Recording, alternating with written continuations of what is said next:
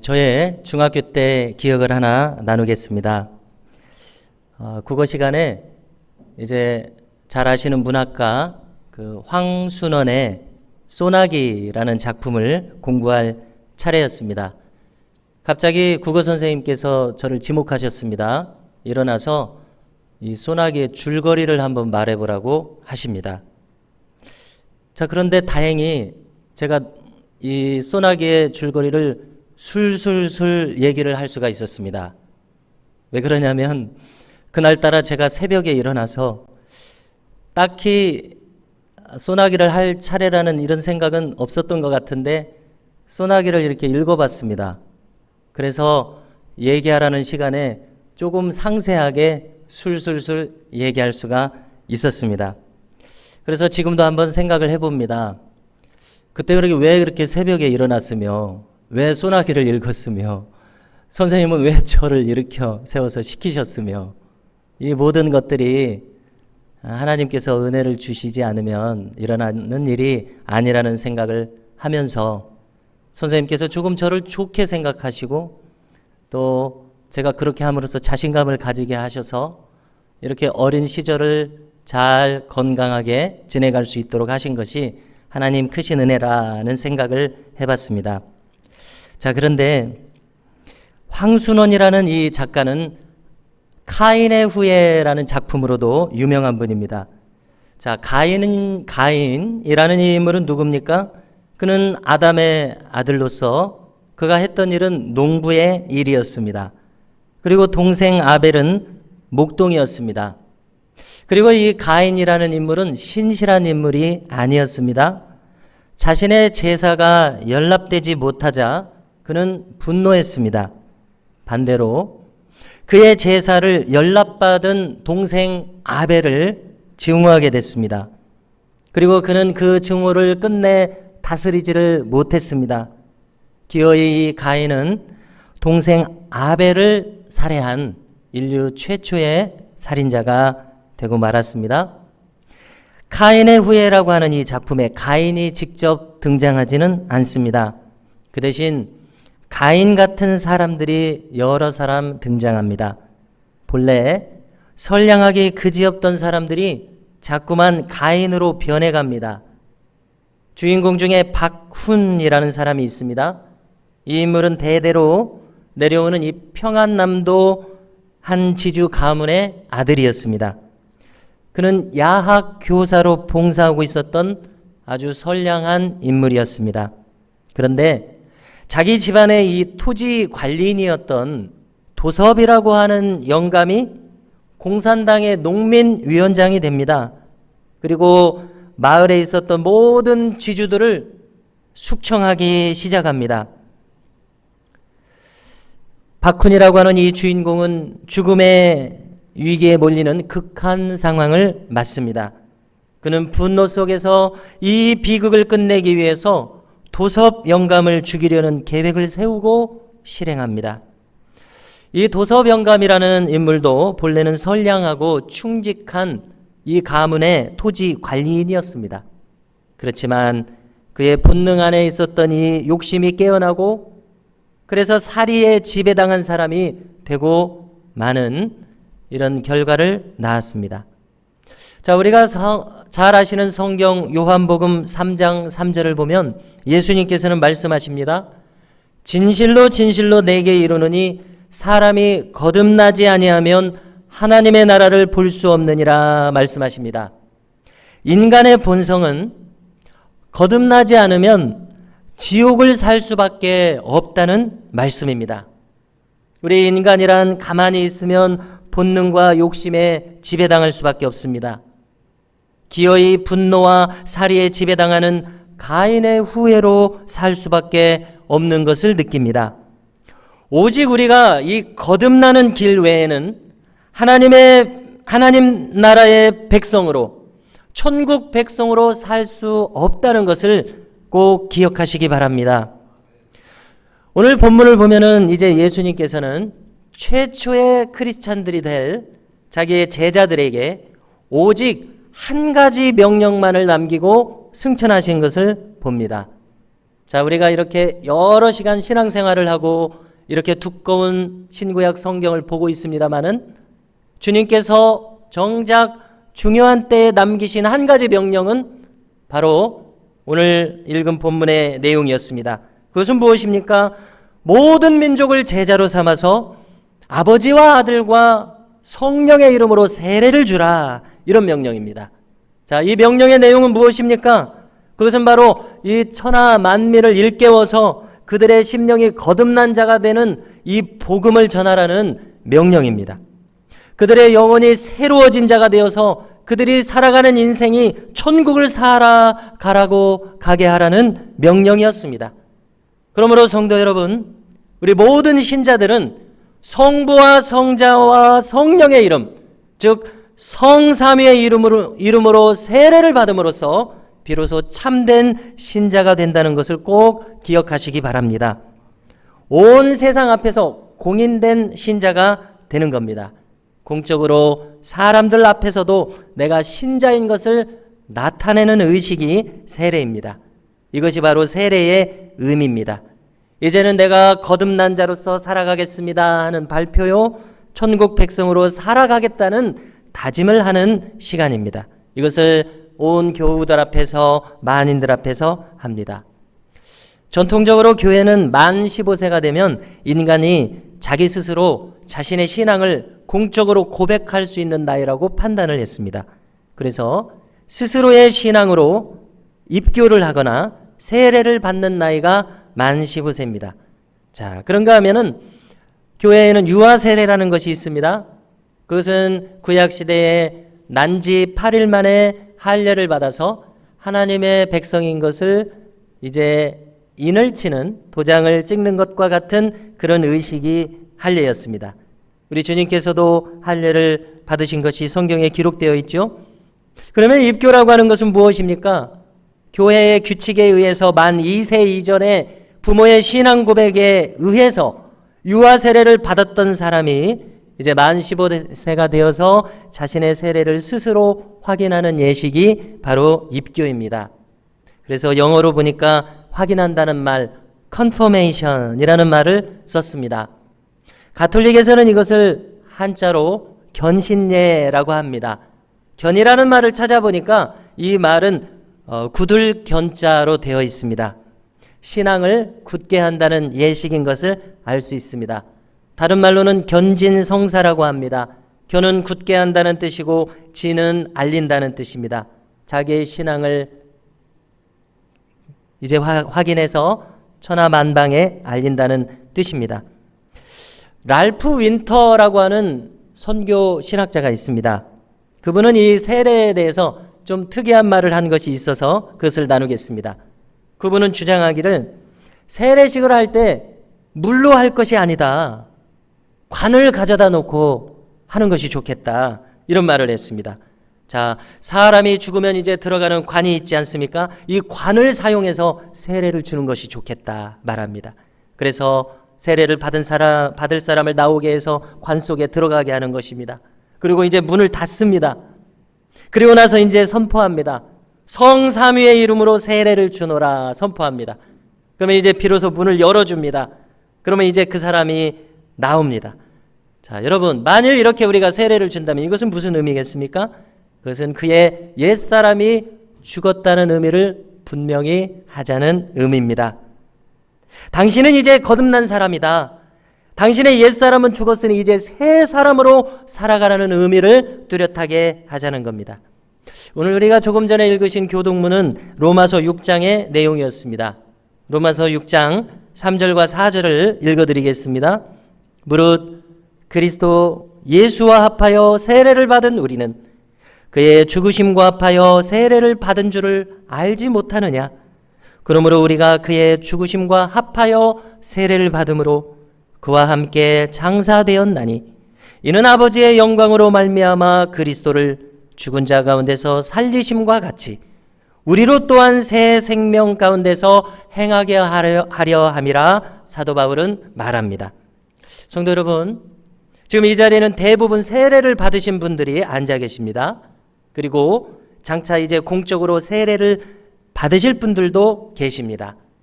자, 왜 세례가 중요합니까? 왜 우리가 세례를 받아야 합니까? 그것은 이제 한 번 신앙생활을 하게 된 것을 분명하고 확실하게 신자로 살겠다는 다짐의 의미가 있는 것입니다. 그리고 그 다짐의 핵심에는 이제 나의 옛사람은 죽었다. 나는 이제 그리스도 안에서 새 사람으로 살아가겠다. 이 의미가 있는 것입니다. 어떻습니까? 그러므로 반드시 신자는 세례를 받아야 할 줄로 믿습니다. 기왕에 믿을 것을 확실히 하는 것이 좋지 않겠습니까? 자, 여러분 요즘 우리가 다이소에 가죠. 그러면은 다이소에 가서도 혜택을 더 받으려면 회원 가입을 해야 됩니다. 그러면 포인트를 줍니다. 포인트가 쌓이는 것이 적잖은 재미를 주지 않습니까? 또 요즘 많은 분들이 인터넷으로 쇼핑을 많이 하시죠? 저도 인터넷으로 쇼핑을 많이 해서 택배를 많이 받는데요.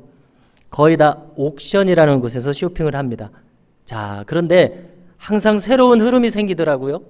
스마일 포인트라는 것이 생깁니다. 자, 스마일은 이제 웃는다는 뜻인데 이 포인트는 다른 카드사보다 훨씬 많은 포인트를 줍니다. 몇백 원 단위로 줍니다. 그거 저만 알고 있어야 되는데. 자, 그래서 제가 맹목적으로 평생 국민카드를 썼었습니다. 그런데 스마일 포인트를 주는 카드사는 현대카드사입니다. 아마 이 아이디어를 낸 직원은 크게 상을 받았을 것 같아요. 그래서 현대카드를 쓰고 있습니다. 이것은 순전히 포인트 때문에 그랬습니다. 마찬가지입니다. 세상에서도 회원이 될 때에 이렇게 우대를 받는 것처럼 우리 주님 뭐라고 말씀하셨습니까? 세상에서 악한 자라도 그 자식에게 좋은 것을 줄 줄 알거든 하물며 하늘에 계신 너희 천부께서 구하는 자에게 좋은 것으로 주시지 않겠느냐. 할렐루야. 그렇습니다. 하나님이 자기 백성이 된 사람, 자기의 자녀가 된 사람을 아무래도 각별히 더 사랑하시지 않겠느냐는 말씀입니다. 마태복음 7장의 말씀입니다. 옛사람이 죽고 새 사람이 됩니다. 그래서 이제 우리가 천국 백성으로 살아갈 때에 오직 하나님 나라의 백성들, 천국 백성들만이 특별하게 경험할 수 있는 크신 은혜를 주시는 하나님이신 줄로 믿습니다. 자, 우리가 이 세례의 의미를 살펴보고 있는데요. 두 번째로는 이 세례는 부활을 의미합니다. 특별히 그리스도와 함께한 부활이라 이렇게 가르쳐 주십니다. 한 번 죽었다가 이제 살아난다는 의미입니다. 자, 침례라고 하는 세례를 주는 교단이 있습니다. 침례 교단은 침례라는 세례를 줍니다. 이 침이라고 하는 것은 한번 잠긴다는 뜻입니다. 물에 완전히 잠겼다가 물 밖으로 나오게 하는 세례가 침례입니다. 자, 온 몸이 이제 물에 들어갑니다. 그것은 무슨 뜻입니까? 자신이 이제 완전히 죽었다는 의미입니다.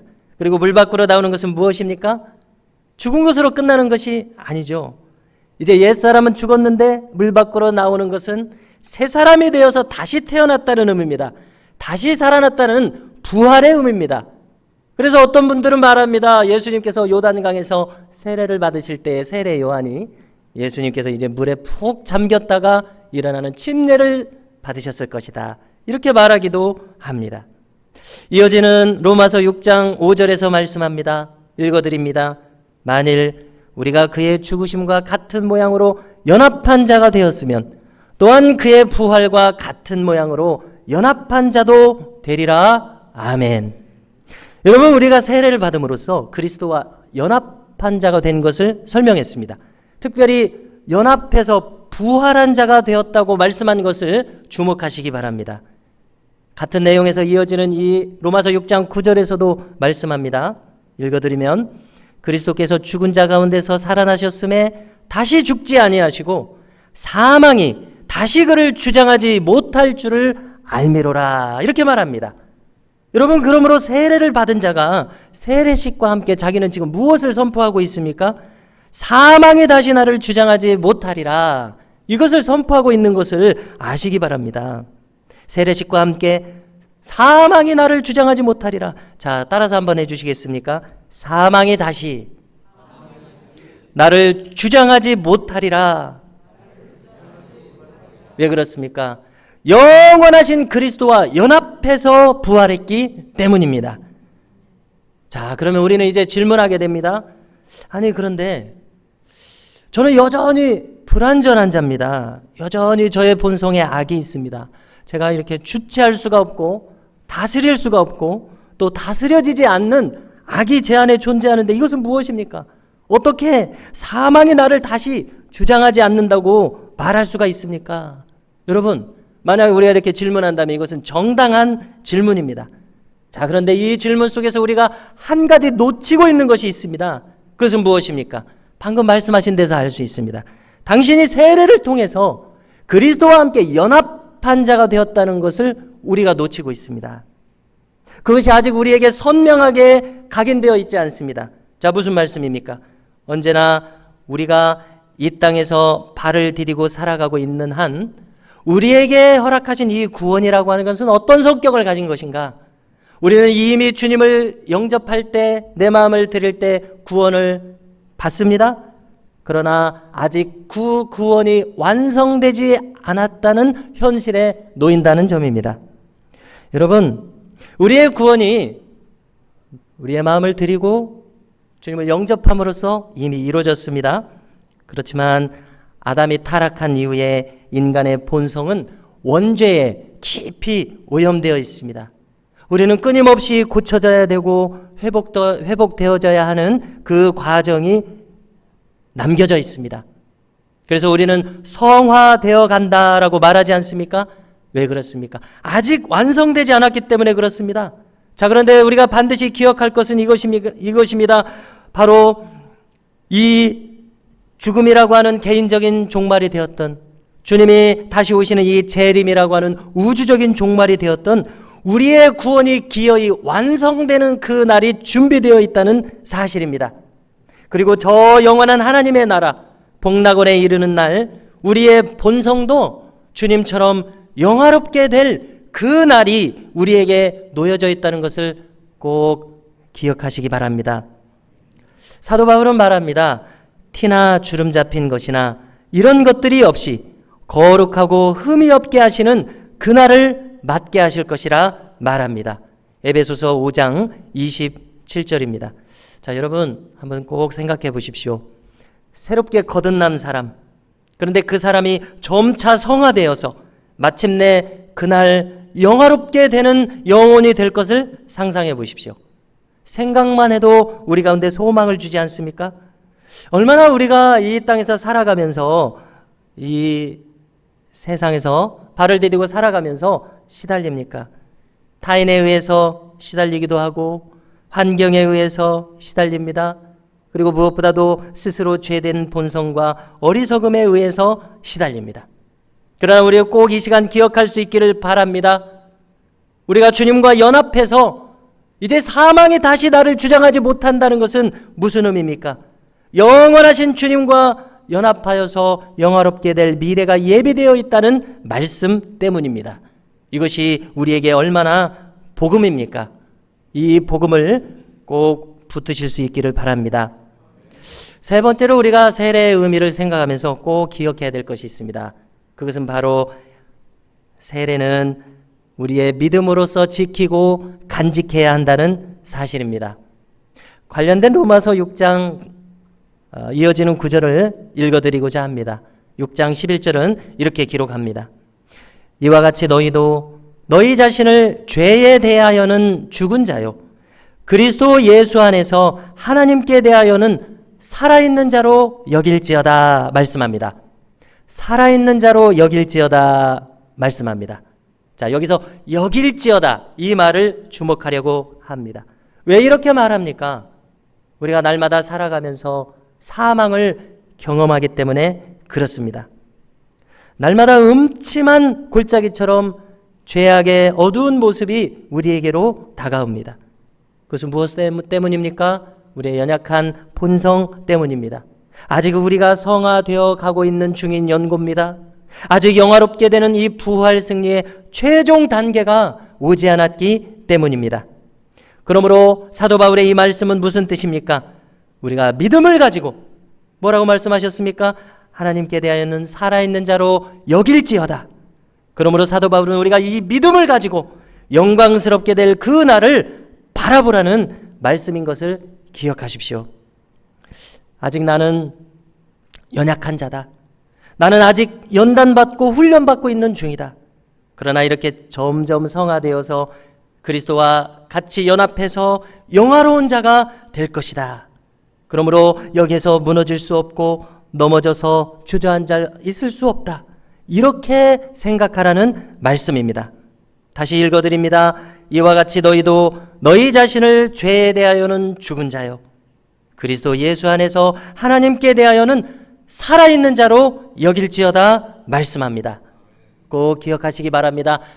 자신을 살아있는 자로 여길지어다. 꼭 기억해야 되겠습니다. 자, 이 여길지어다라고 하는 말을 원어를 찾아보니까 그 의미는 이런 의미입니다. 어떤 내용을 잊어버리지 않도록 기록해둔다는 의미가 들어있습니다. 머리로서 간주한다는 의미가 들어있고요. 추리하고 생각한다는 의미가 들어있습니다. 그러므로 무슨 뜻입니까? 잊어버리지 않도록 기록해두고 합리적으로 추론해서 합당한 결론을 가지고 있으라는 뜻입니다. 여러분, 우리가 잠시 넘어지는 것에 푹 빠져서 자신을 자책하지 말아야 되겠습니다. 이 말은 우리의 믿음을 일깨우는 말입니다. 세례받은 사람은 어떻게 살아가야 될 것인가? 그것은 바로 자신을 하나님께 대하여 살아있는 자로 여기면서 살라는 말씀입니다. 그리고 이것이 바로 믿음이라는 것을 꼭 기억하시기 바랍니다. 자, 어떤 아들이 아버지에게 혼이 났습니다. 그래서 아버지가 이제 너무 화가 나서 이성을 잃고 이 아들한테 말합니다. 너희 녀석 집 나가라. 너 같은 아들 내가 둔 적이 없다. 이만저만 내가 실망한 것이 아니다. 썩 나가버려라. 이렇게 단단히 화가 나서 말했다고 가정해 봅니다. 자, 그런데 이때 아들이 이 아버지의 말씀을 듣고 획 나가버리면 안 됩니다. 이렇게 생각합니다. 에이, 아버지가 저러셔도 설마 내가 진짜 나가버리기를 바라시겠어? 화가 나시니까 하신 말씀이겠지. 여러분, 이것이 아들이 아버지를 향해서 가지고 있는 믿음입니다. 아직 자식이 아버지를 향해서 믿음을 가지고 있습니다. 그리고 아버지도 그것을 느낍니다. 자, 그런데 아버지와 자식 사이에 그 믿음, 신뢰가 파산난 사이라고 가정해 보십시오. 아들이 그 험악한 말을 듣고 반대로 생각합니다. 드디어 나를 버리셨구나. 내가 어찌 이 집안에 있을 구석이 있겠는가. 그리고 어디로 나가버립니다. 그리고 나쁜 생각을 가집니다. 여러분, 이것이 바로 불신앙입니다. 우리는 오늘 이 말씀을 통해서 하나님께서 정말 우리에게 무엇을 바라시겠는지를 생각하실 수 있기를 바랍니다. 하나님께서 연약한 우리에게 무엇을 기대하고 있을 것인지를 생각하시기 바랍니다. 그것은 이것입니다. 비록 우리가 우리 스스로를 보면 실망스러울지라도 하나님을 바라보면서 낙심치 말라는 것입니다. 이것이 믿음인 것을 꼭 기억하시기 바랍니다. 여러분, 오늘 우리는 주님께서 아버지와 아들과 성령의 이름으로 곧 성삼위의 이름으로 세례를 베풀라는 유일한 명령을 제자들에게, 믿는 우리들에게 주셨다는 것을 재확인했습니다. 그리고 이렇게 주시는 세례의 의미가 무엇인지를 살폈습니다. 왜 우리가 세례를 받아야 하는지 살폈습니다. 기억하시기 바랍니다. 첫 번째로 세례는 주님과 연합하여 죽는 것을 말합니다. 십자가에서 나를 못 박는 것을 가리킵니다.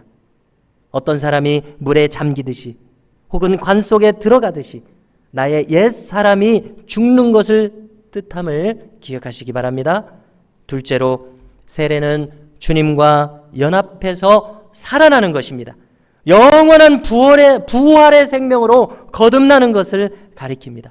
더 이상 사망이 내 안에서 왕노릇할 수 없다는 것을 선언하는 것임을 기억하시기 바랍니다. 셋째로 세례는 우리가 그것을 믿음으로 지켜야 함을 아시기 바랍니다.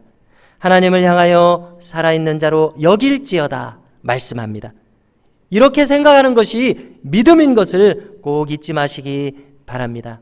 우리는 자신에게 실망해서 신앙을 떠나기 쉬운 연약한 인생들입니다. 누구라도 예외가 될 수 없습니다.